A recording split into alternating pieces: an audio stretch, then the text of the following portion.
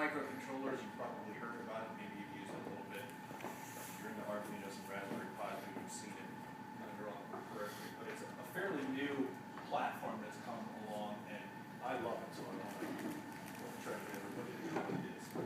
I'll show a little keynote presentation here. It doesn't go very long, but so the Electric Imp is a platform.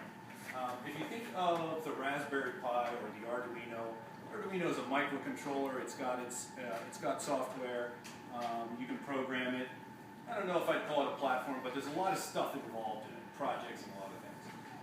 The Raspberry Pi is really a computer, and a lot of stuff that goes with that. The Electric Imp is kind of more of a platform. It's actually kind of a managed platform. And I think people that are coming from maybe the microcontroller side of it, maybe that's a little bit off-putting because they realize fairly initially that they have to work with a cloud. And a lot of times those makers are like, I want to do my own thing, and I don't want to have whatever. I want to tell you all the reasons why I think that's a really cool thing. So the Electric Imp, and I can pass around these two guys. There's two versions of the Electric Imp right now. There's the Imp card. It looks like it comes in a package, which is an SD card. It looks just like an SD card, but it isn't. Don't stick it in a card reader. Who knows what will happen. And then there's a solder down module, which was more or less made for manufacturers to solder down to a custom-made board. However, I think this is the really cool version, and so I've started designing PC boards to break this guy out.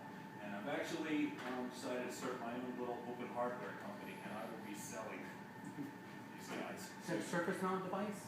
It is, yep. 36 pins on it. Pass them around, and you can take a look at it. So the difference is the white version breaks out 6 of the I/O pins.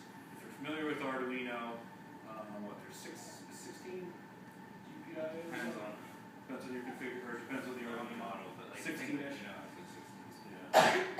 So there are 6 on the SD card version of the Electric Imp.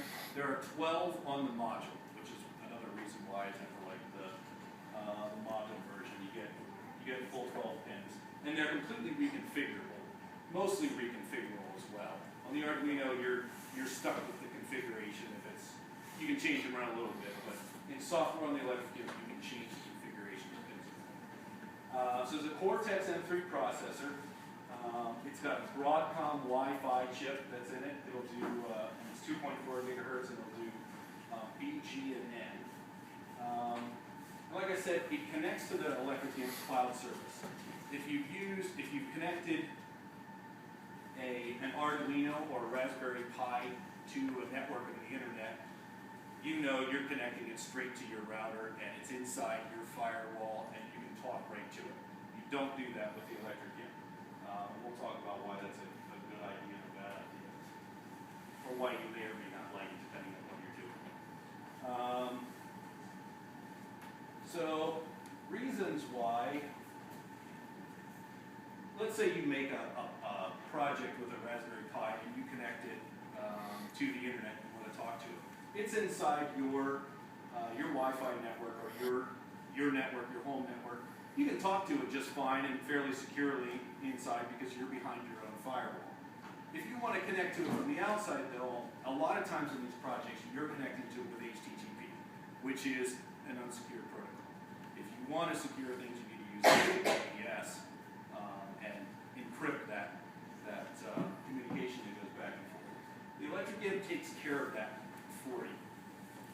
I don't know if you've seen any of the horror stories on Internet of Things devices where you got baby monitors that are being hacked, and people are controlling your baby monitor or turning your lights or your thermostat on and off. But these things have happened by poorly designed and unsecured Internet of Things devices. And so the Electric Imp sort of handles that for you. I'm not being confusing as I say this. So the way it works is when you buy an Electric Imp, you get the little guy that's being passed around. You get one of those chips. What you also get is access to what's called an agent. And it's a little virtual machine that's running in the Electric Imp's cloud service. They call it an agent, and that's what you'll call it when you program. And you can program both of those. And in two of those, there's an agent for every Electric Imp. And you can talk back and forth between those two securely. If you want to talk to the Electric Imp, you talk to the agent first, and the agent talks to the Electric Imp. Other managed features in that is because the device is always talking to the Electric Imp's cloud service, they can manage the firmware that's on those devices, and they constantly update the firmware that's on them. So if they did a bad job with firmware a year ago when they brought things out, or they need to add something to help it connect to your wireless or different wireless routers, they can update that firmware they regularly do and enhance features, what have you. So we've got automatic firmware updates, automatic software updates.